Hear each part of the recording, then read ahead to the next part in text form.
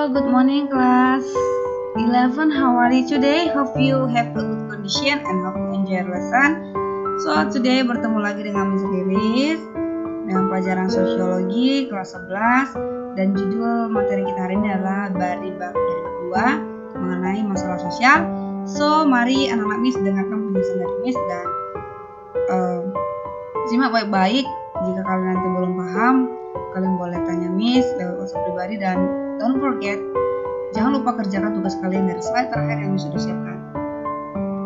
Nah, yang pertama kita bahas mengenai permasalahan sosial dalam masyarakat. Gitu.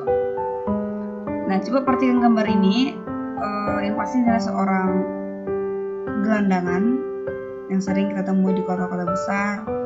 Dan ini salah satu masalah sosial yang terjadi di tengah-tengah masyarakat yang kita sering perhatikan di kota-kota gitu ya. Nah, kenapa bisa terjadi seperti ini? Nanti akan kita bahas. Jadi, check it out. Nah, permasalahan sosial di masyarakat.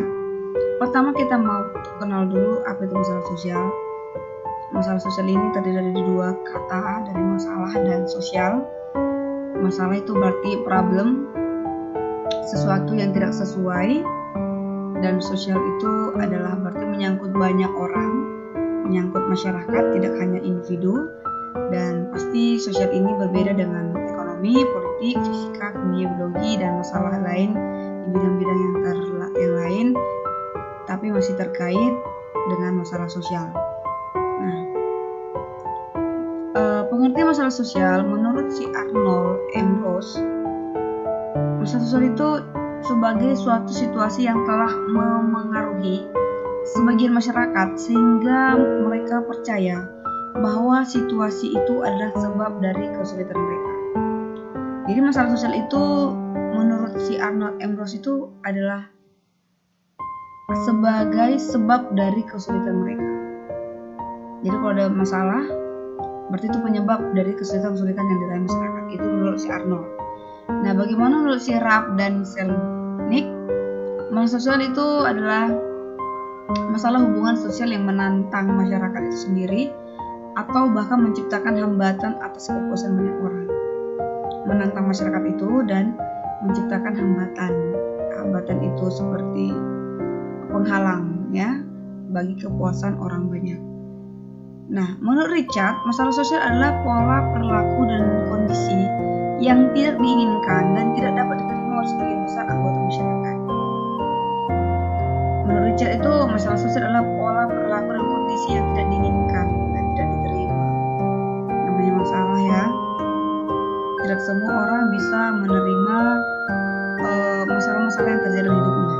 Itu menurut Richard. Nah, menurut Surjono Sukanto, masalah sosial adalah suatu ketidaksesuaian antara unsur-unsur kebudayaan atau masyarakat yang membahayakan kelompok sosial tersebut.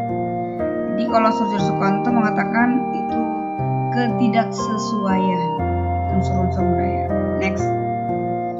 Jadi peperangan ini yang pasti menjadi masalah dan ini dikatakan salah satu permasalahan sosial yang menyebabkan perubahan kondisi sosial masyarakat. Artinya ketika suatu negara mengalami peperangan pasti akan berbeda sebelum dan sesudah berperang. Banyak yang berbeda. Oke, dan akan banyak masalah-masalah yang ditemukan. Tapi masalah sosial ini juga berbeda wilayah, beda sejarah, beda tahunnya, berbeda masalahnya gitu ya. Seperti tradisi minum teh pada abad ke-17-18 itu, minum teh itu dianggap membahayakan kesehatan, bahkan menyebabkan negara miskin, bangsa miskin. Tapi sekarang di Inggris itu justru dikenal dengan tradisi minum teh pada sore hari. Sebelumnya di Inggris itu dikenal minum teh itu membahayakan kesehatan, membuat negara miskin. But nowadays, Inggris dikenal sebagai dengan tradisi minum teh. Bahkan Indonesia juga melakukan hal itu. Minum teh di sore hari. Nah, teori tentang masalah sosial itu ada 3. Teori fungsionalisme, teori konflik, dan teori interaksionisme simbolis. Yang pertama, teori fungsionalisme itu maksudnya semua bagian masyarakat seperti keluarga, keluarga, ekonomi, dan sekolah mempunyai fungsinya masing-masing dalam masyarakat. Jadi beda fungsinya pasti beda, masalah-masalah yang dihadapi dan ditemukannya. Itu fungsionalisme, tergantung fungsinya sebagai apa perannya. Oke, yang berikutnya teori konflik itu masalah sosial timbul dari berbagai macam konflik sosial. Hal yang paling penting dan umum adalah konflik kelas, konflik ras, atau konflik etnis, dan konflik gender. Gender itu berarti antara jenis kelamin perempuan dan laki-laki. Yang berikutnya teori interaksionisme simbolis ini melihat masalah sosial sebagai interaksi simbolis, ya. Interaksi simbolis antara individu yang tidak mempunyai masalah sosial dan individu yang mempunyai masalah sosial. Jadi interaksi yang terjadi secara simbolis, misalnya dari satu orang dengan orang lain, satu orang memiliki masalah, satu orang lain tidak memiliki masalah, tapi pada akhirnya itu bisa menyebabkan masalah. Nah, salah satu contoh teori fungsionalisme itu adalah kekerasan. Kenapa bisa terjadi kekerasan? Kekerasan itu adalah disebabkan karena proses sosialisasi atas norma dan nilai yang tidak berjalan dengan baik, gitu, sehingga terjadi kekerasan. Nah, bagaimana dengan teori interaksionisme simbolis? Teori interaksionisme simbolik ini adalah interaksi sosial akan berjalan dengan baik jika kedua belah pihak menganggap perilaku satu sama lain sebagai sesuatu yang ramah.